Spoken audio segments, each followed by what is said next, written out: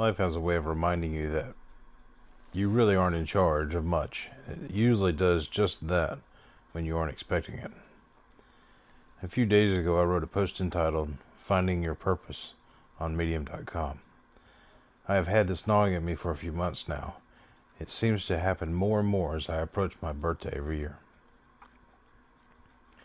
Facts are facts. Everyone looks at the world a little differently as the calendar pages keep turning. When we are young, we are invincible.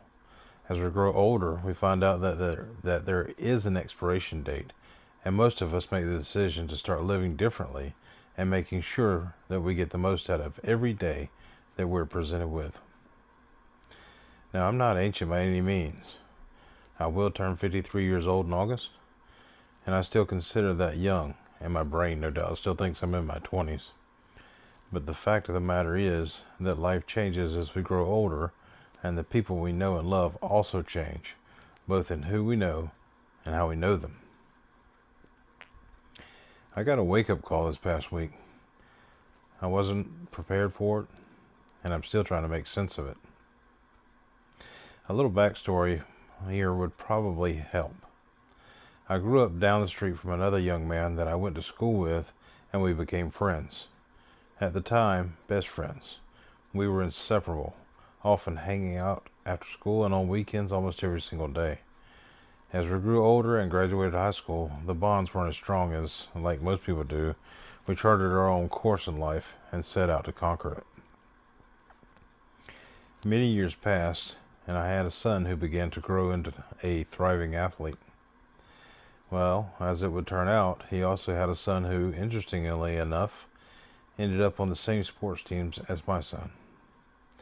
I have known his son most of his young life, from kindergarten until current day, and he's 17 years old now. My son and the other boys from the soccer teams they played on have grown up together and are a very tight group of friends. I am glad for that, as they have all helped to shape and mold each other into fine young men. My wake-up call was when this young man's father passed away last week. This isn't the first death that has occurred in our tribe of parents, as another young man's brother, as well as another father, has passed away not too far in the distant past. This one, combined with the history of our childhood friendship, as well as our seeing each other through the years of the sporting events, has really opened my eyes to my life and some things that I need to work on. Throughout life, we can freely make decisions. Sometimes those decisions are not the best, but they are what they are, and we adapt our lives to move on after the decision is made. Sometimes we need to open our eyes and realize that some of those decisions, most of them cause division of people, have served their purpose, and it's time to move towards making things right instead of carrying that baggage. Sometimes we just realize that the course we have been traveling is just a huge waste of time, and that we, as a people, as friends, past or present, need to move on and mend those fences. At his wake, I was asked if I wanted to write a private memory that he and I shared from the years past, and I did so. I didn't do it for his wife or his children. I did it for him, and I did it for me. Now let me be clear, this is not about me. I wrote about the times we went ocean fishing in his father's boat, the times that we spent jumping those BMX bikes off the homemade ramp in his backyard, and the times as younger children playing with our collection of Matchbox and Hot Wheels cars. I also wrote that I am going to step up when and if I am needed for his son. That I am going to try to be what he would want for his son should he need some help growing up, and I meant every word I was writing.